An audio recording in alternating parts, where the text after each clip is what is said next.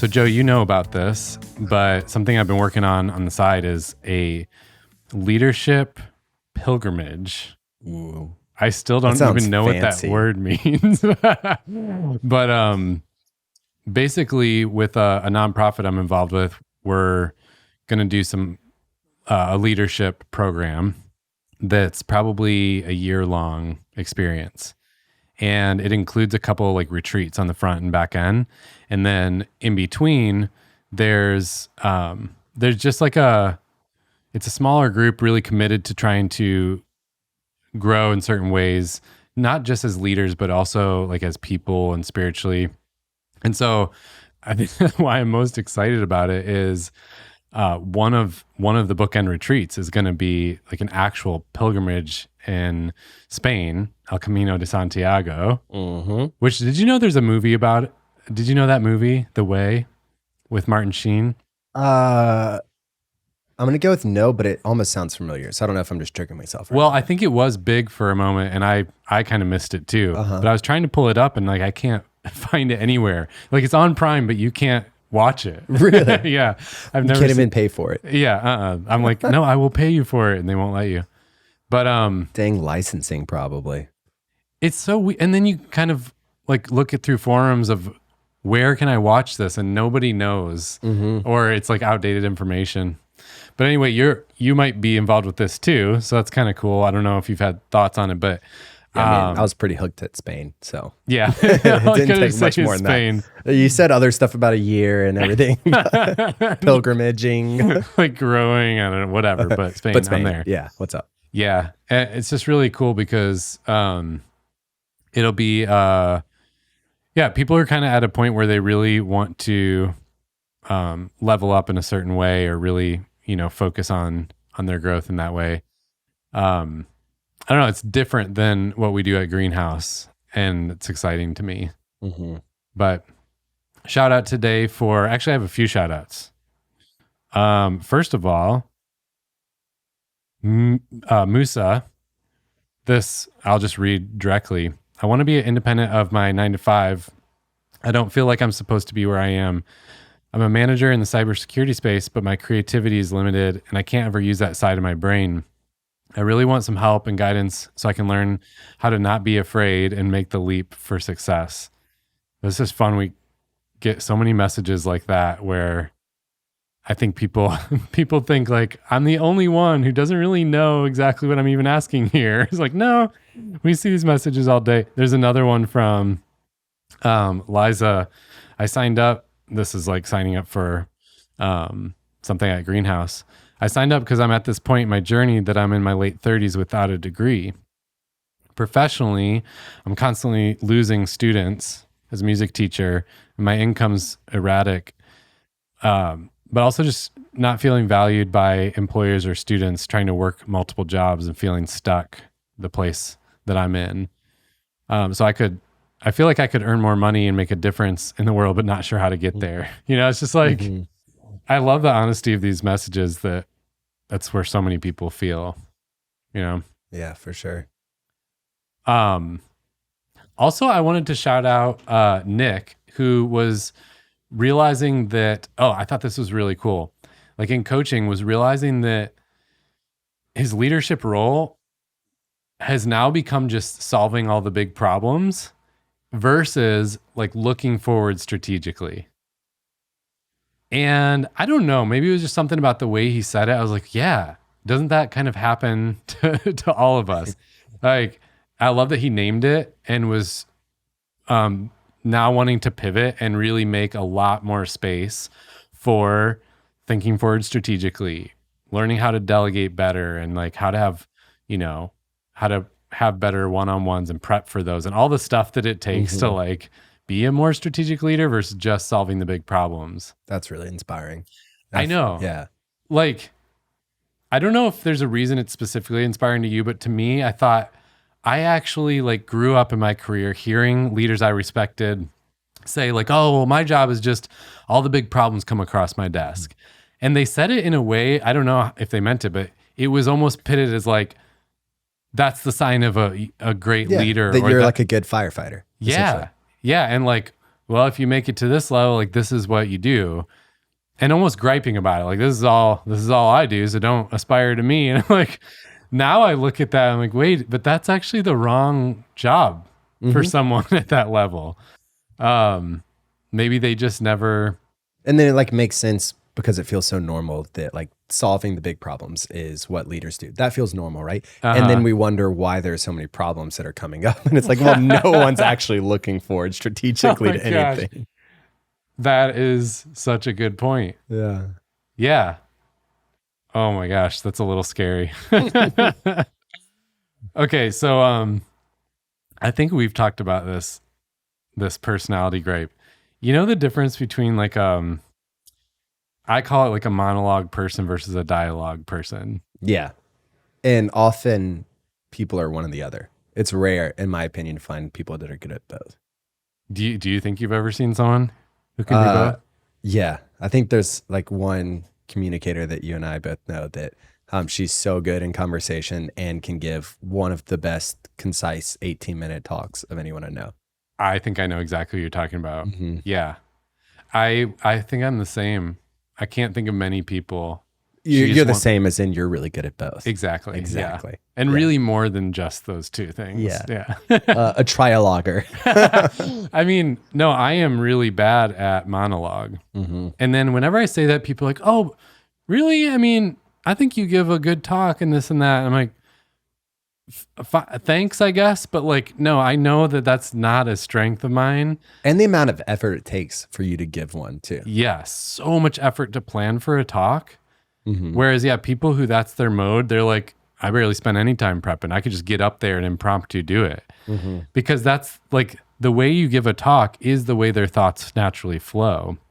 Whereas my thoughts naturally flow in a back and forth. Like when you say something, it sparks a thought for me. But if I don't have you saying something, I don't know where to go next. Like I'm just blank. Or you're like waiting on some kind of reaction, whether it's like confusion or affirmation or anything. You're not getting anything in a monologue. Yes.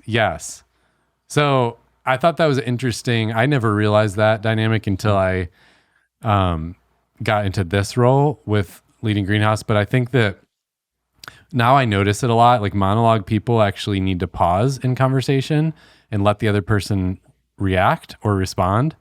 So I noticed this with a couple of friends who are monologuers where it's like they were talking about something and I was really interested and I had like a reaction to it, but then I was holding it in because they kept going and it's very much like this run-on paragraph.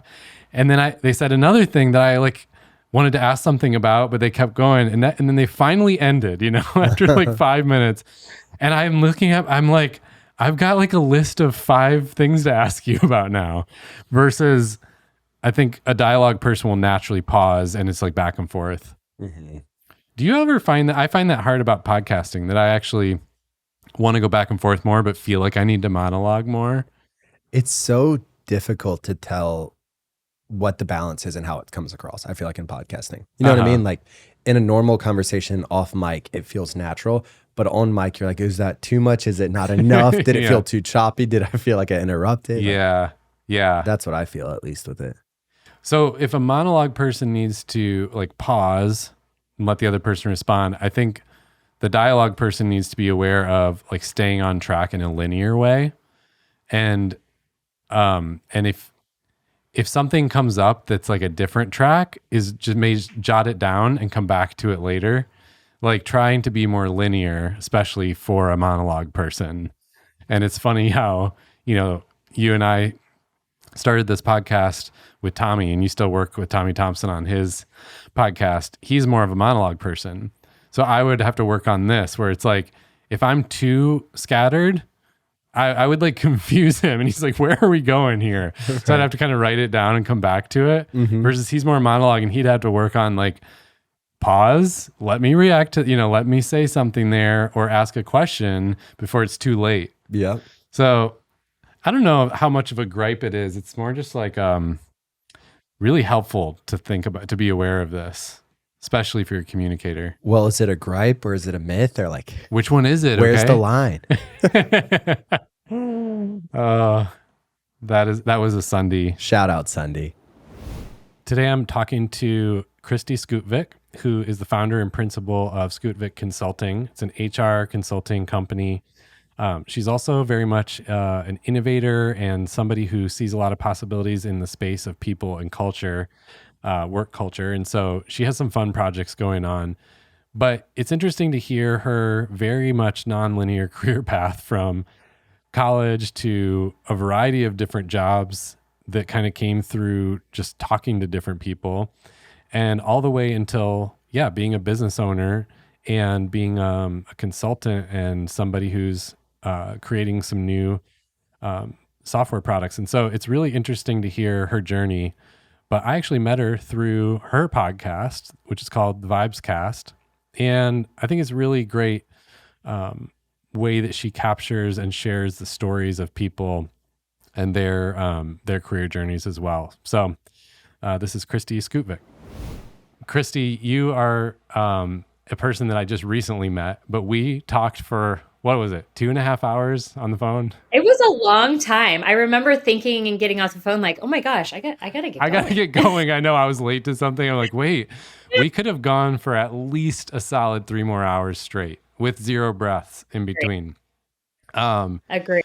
So I wanted to just introduce you. So Kristi is the founder and principal of Skutvik Consulting. So you do a lot of HR related consulting, but you're also definitely an innovator in the space of people and culture. And obviously we'll get into that a little bit. I kind of initially met you though through someone who introduced us, and it was more through your podcast, Work Vibes, which is now turned into a bigger thing. So before we get into all that, like, tell everybody where you live and what was your first job, like, as far as you can remember. Yeah. So I live in Southern California. It's a beautiful 75 degrees out today. The sun's out finally. We've had a very gray start to the year, but I understand on the east it's been very hot. So feel very fortunate to be here. Not cool. My first job. So I remember, and I'll maybe even take you back a step further. In college, I was going to school and I was like, I love numbers. I'm going to be an accountant. I'm going to be a CPA. I interned at a CPA office and I was like, this is awful. So I changed my major very quickly after I studied abroad to a global studies major. And that's really broad. So I was like, what the heck am I going to do? I'm good with people. I could talk to people. I could build relationships kind of wherever I go. Yeah. So maybe I'll go into sales. So I had an internship and through a network of people found myself in a sales role because as I was interviewing, thinking I wanted to go into pharmaceutical sales, right? It seemed fun. It was very lucrative at the time when I graduated school. So I got a sales job, but it was inside sales. So I found myself pounding the phones to sell lease financing to municipalities Totally. Mm-hmm. in the Northeast. Got it. And so I found myself feeling very micromanaged by like how many calls you're making, how long you're on the phone, what's the engagement, blah, blah, blah, blah, blah, blah, blah. Yeah. And I was like, this is not the sales that I anticipated and what I thought I would love to do. So I very quickly recognized that. I think I was at that job 2 months. It felt like 2 years, but just started really understanding like the skills that why do I want to go into sales? What are those skills and how do they parlay into other types of jobs? So I found myself selling myself, if you will, to a corporate recruiting manager in the mortgage space. And I said, well, if I could sell a product, I could sell a company for sure. So she got into it, and I found, and that's kind of like what led me into my journey. I ended up being a corporate recruiter. Mortgage was really big at the time. It was really fun. The atmosphere was fun. They had a recruiting team of probably 100, some retail, but I was on the corporate side and just really launched kind of my career in this HR space, if you will. How did you find that opportunity or that person? So I'm really good at talking to people. Like if I could bottle that up and monetize it, which Uh-huh. I think I have in my consulting career, right? But if I could really do that even more, it was just a matter of like, I moved home from college. I was living at home. I wanted to move out. I started talking to people. I met this girl. I didn't know her. She was going to be my new roommate. I knew her through of a friend who I went to college with. And she worked at this company in recruiting. I'm like, what do you do? Yeah. And so she started to tell me, she's like, let me introduce you to this guy. And then I got introduced to this guy. And so it was really about like connecting with others and talking with others to explore like what is out there. And at the time it was like I'm making $0, Yeah. so there was no risk. Yeah, that's so awesome because I have a similar thing where I used to think when I was in kind of the big corporate environment, and yeah, I started realizing that what people actually valued me for was not my job, but it was like the coffee meetups and the random conversations. And I was Right. good at meeting new people. I was good at kind of, helping them, getting them energized or helping them figure out. And I was getting that feedback. And I remember thinking it was probably a good few years of like, Uh-huh. what if you could get paid to do this? Wouldn't that be cool? And then like laughing it off and going to a meeting. And Right. yeah, then one day realizing like, whoa, wait a minute. There is there are like career paths where you're paid for that. Yeah. Yeah. That's not really a thing but it's interesting because yeah, you also went to kind of, major university land of that's not a thing. That's not a box to go after, but you ended up kind of naturally Yeah. going towards some of those. Yeah, I knew like in my heart of hearts, I think really early on that I have to enjoy what I'm doing, which I think is Mm, probably not common for most because they're kind of taught to go on this linear path. In fact, I just started reading Candace Nelson, the founder of Sprinkles Cupcakes. She wrote a book called Sweet Success. okay. And she talks about how, like in education, right? You're molded to go one path Mhm. typically or another. And it's kind of this notion of like, it's okay if you don't really like it because you can't really make money out of passion. Yeah, yeah. And so, but what if you could, or what if you just like got a crazy idea and started to take that like 1% or that next step just to explore? Yeah, and I think we had talked about this where there's also that weird piece of, I'm kind of bashing corporate, but it's just like a typical environment where, okay, so you were good at talking to people and meeting random people, and it's not your main job. It's not actually what you're valued for and paid to do. And so you're actually putting a bunch of your energy into all these other things. But part of what Totally. that entrepreneurial path it gives you is the ability to focus all your major attention on that thing you're good at and love doing, which does then spur on and create more real opportunity Totally. that can be a real job. Totally. And I even say to, prospects and as I'm talking to them in the consulting space, Hmm. like, oh, because, HR consulting is a saturated field. There are HR consultants everywhere. I'm of the mindset, like abundance mindset of there's a piece of the pie for everybody, because I'm not for everyone and I bring something different than the next person does. Right. So, but what I go into a conversation, I was just having a conversation earlier today is, like what differentiates me is exactly that sweet spot that I found early on is I can kind of digest and understand the business and then I can integrate HR versus coming in and being kind of this wet blanket, if you will, of you're not doing this, you're not doing this, why aren't you doing this? You need to do this, you need to do Yeah. this. Everyone's like rolling their eyes like, why are we paying Yeah. you? What are you doing? Like you're impeding on our progress. And then I think I can become relatable because I'm also driving my own business to success, right? So I'm not only do I have this skill of HR and connectedness, but I also am like, I get it because I'm a small business owner too. Yeah. Okay, but I kind of cut you off. So what was the rest of the journey from that kind of Yeah, first foray into HR to where you are now? sure. So, I mean, as we all know, mortgage kind of went belly up. It was fun while it lasted. And but I could see the writing on the wall. And I knew that corporate recruiting or recruiting in general was a little bit of a linear path and somewhat one dimensional. Mm.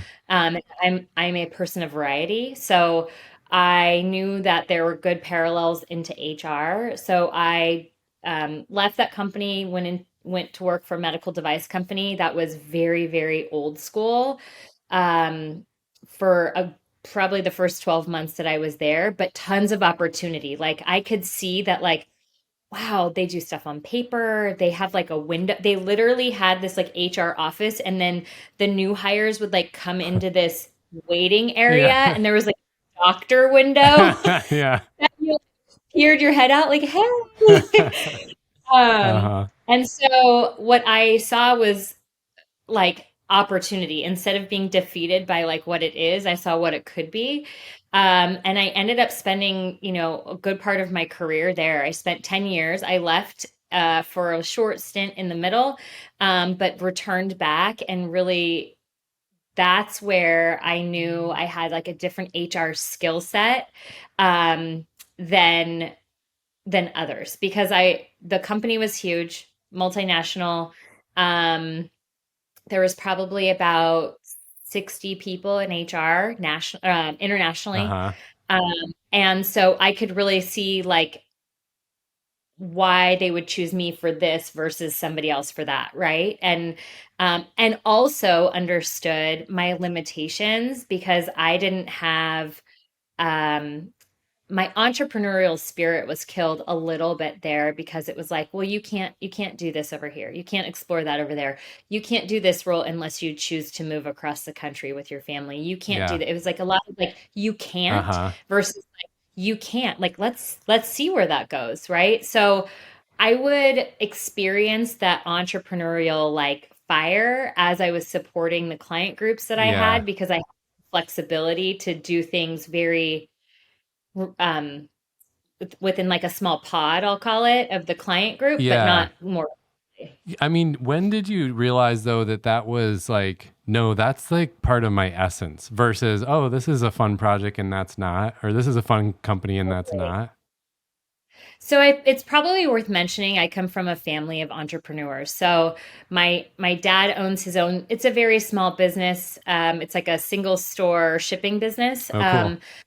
And my brother also does too. He's in product development for car care products. Mm-hmm. And my sisters also own their own skincare studio. So I mean, they're younger than me, so I'm the oldest, and then, obviously my dad, but I do have, there is this like, is it, is it nature or nurture? I think it's a little bit of both.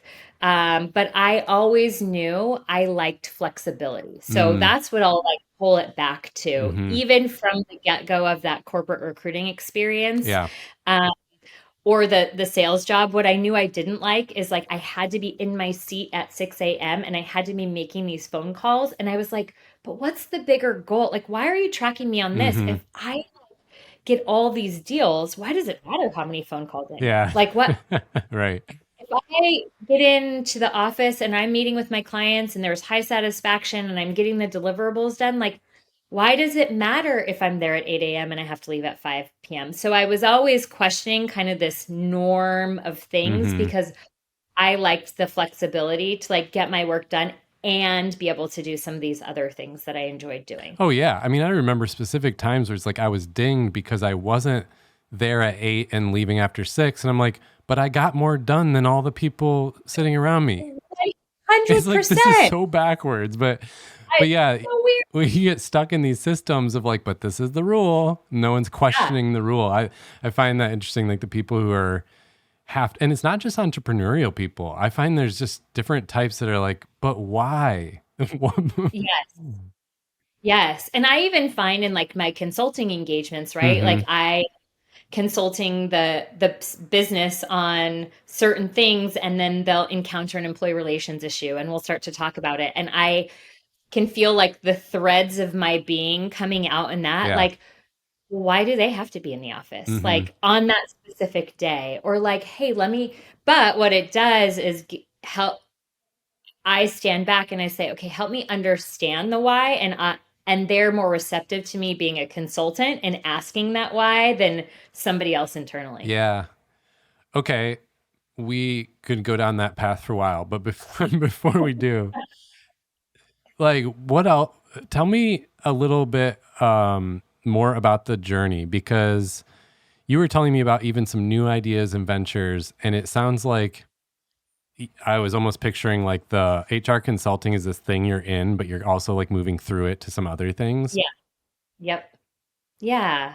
So HR consulting, it's like I could do it in my sleep, right? It's like what I grew up, I guess, in the HR space. Mm-hmm. And then um but I there's more to it. So what I've been thinking about over the course of, gosh, probably the last few years is I'm one person. Now I have people who work for me too, but to scale a consulting business becomes a game of people. And I have a unique way of doing it. So I then have to teach and train them how to do it the way I believe is the best way. Uh-huh. Right. While learning from them too, but I've gotten to this place because of me. And that's challenging to scale. I'm one person. I can't clone myself. I can get close to training people, Yeah. but there's still, come from their own background and experience Mm-hmm. as well. So as I started kind of like exploring this journey of like scalability and productizing a service, I started, connecting with other people in operational space, HR space, culture space, people who do stuff similar to me but different enough to give me some perspective. Uh-huh. So started down this path probably about a year ago of work vibes. So what is it that makes an environment like a client that I have like better than the next one? And it's Uh-huh. really like the vibes that they have at their organization. And I can play a hand in those creating those, right? So what does that look like? How do you scale that? And that's kind of how work vibes was birthed, if you will, Yeah. of outlining the moments that matter for the employee experience from hire to retire. And then really, how do you uncover how people feel about those moments at the right time, very quickly? And then how do you articulate actionable steps that don't require a huge budget, Yeah. don't require a committee, don't require all the fluff? Mm-hmm. I think traditionally culture or engagement systems require. Yeah. So it's kind of, it takes a lot of that consulting you already do, but it almost productizes it more. It creates more of a product that that can scale up more. Yeah. Do you Yes. have, and if I'm prying too much, just tell me, but do you have a specific like picture in mind or vision for what it's going to be, or is that like still in process? Yeah. So we are creating like a SaaS platform. So it's really about like uncovering the data and making data actionable, Okay. right? So because when I talk to other HR experts in the field or engagement folks or what have you, it's like they do a little bit of this and a little bit of that and a little bit of this and a little bit of that, but they can't really quantify why they're doing what they're doing or put their finger on like, because I did this, it drove this. Because in my opinion, they look at an engagement score and not like the small moments within the journey of an employee, Well, that's what I like right? about what you're doing, because even the name Work Vibes, I immediately loved because I don't know about you. I had a lot of people still do kind of ask, yeah, but how do you define culture? Just Yeah. had a client the other day. This company they were asking like, but how do you define culture? What is it? And what is a good culture? Define it. And I'm like trying to answer them. And in my head, there isn't a definition, but I get why you're asking. And it's a good question because you want to know what you're headed towards, what you're trying to build. It's hard to build it if you Right. don't know what it is. Right. And in my head, I didn't have the term you have, but I was thinking like, no, it's actually more about the vibes. It's more about the feeling of it almost Yeah. is what it is, Right. not a rote definition of things. Because like think about this. like to your point of who you were talking to, it's hard to define culture, but if you say what's the vibe of Starbucks, people, it doesn't matter what background they have, Mm-hmm. what experience they have, what type of work that they're in, they immediately know what you're talking about. So it becomes this like very relatable word and topic without having, so it's simple, right? The whole goal is like we keep it super Mm-hmm. simple. And sometimes people look at it and like, well, it's so simple, like I don't get it. And it's like, well, no, that's the point. Yeah. Is like we got to get back to the basics, and because if we don't, we're just missing the mark. Yeah. Oh, I love that. That's such a good example. Um, well, Yeah. that's exciting. I mean, Yeah. I think Yeah. that's a needed thing. One of those things I read, well, I'm not quite finished, but I am reading Peter Attia's book about like just longevity and well-being, and he kind of takes three, have you read it or heard about it? No, but I've been digging into some of his stuff. Yeah. Okay.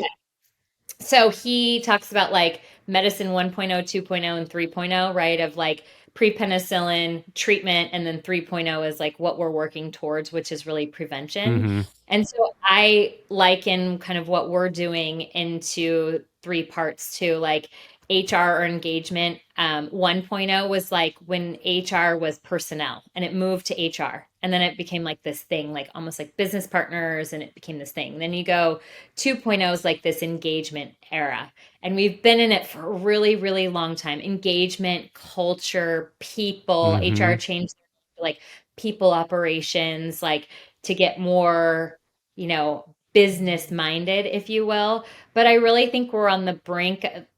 I think what happened there is we like overcomplicated a simple Mm. thing.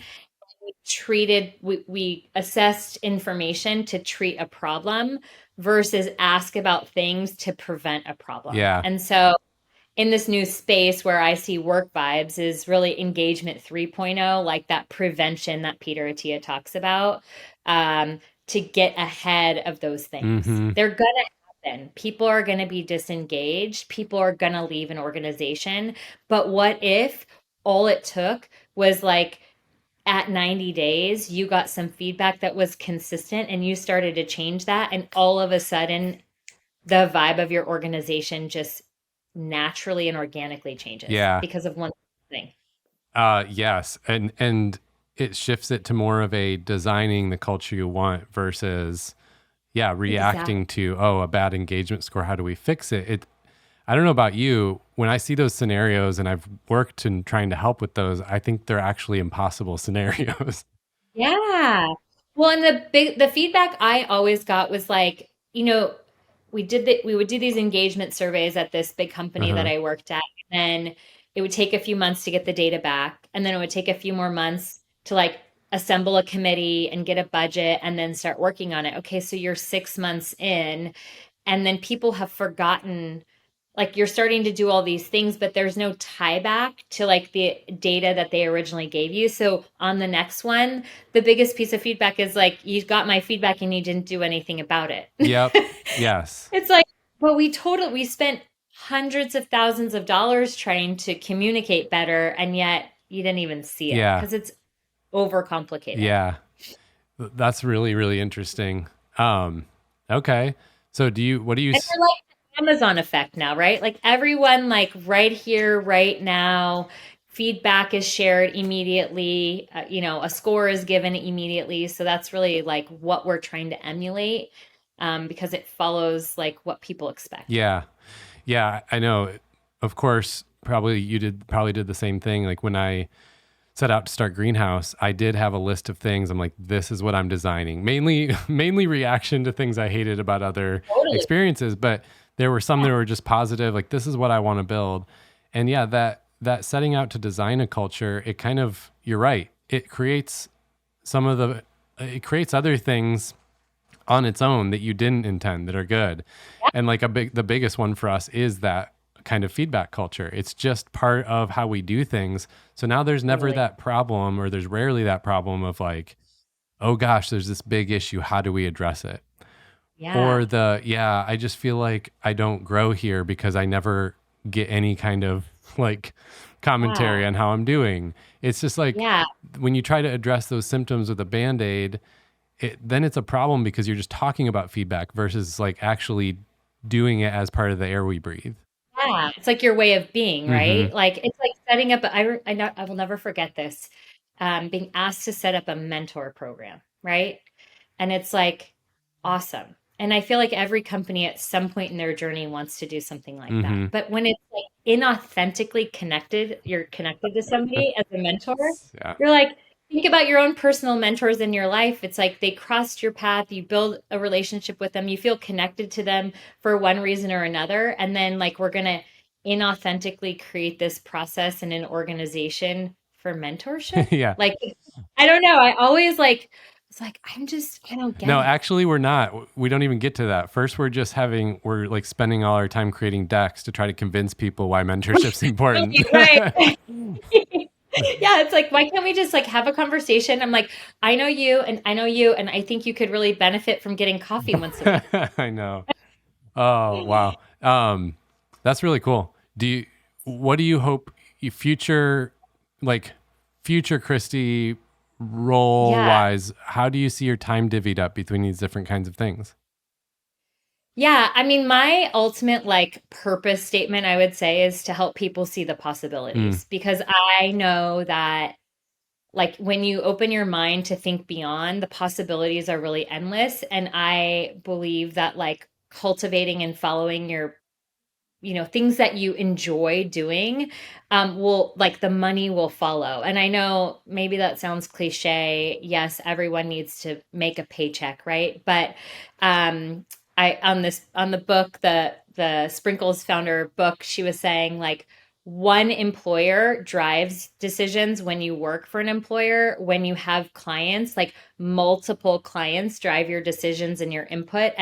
If and you have the control over like the experience that you give them, where an employer has the control over the experience that they give you. And I just thought like that dynamic of thinking about work and a different way of working was really interesting. So I'd like to be able to create experiences for organizations and for people within organizations that maybe aren't willing to take the risk to be an entrepreneur. I know that it takes a lot of grit and it's not for everybody or the faint of heart. So if that's not for them, maybe they can be an intrapreneur where they can create these vibes at work because they've been given the opportunity to, or the organization believes in it enough to that they are willing to invest in something that's not this whole engagement thing, but yet these small pockets of moments that matter and improving those.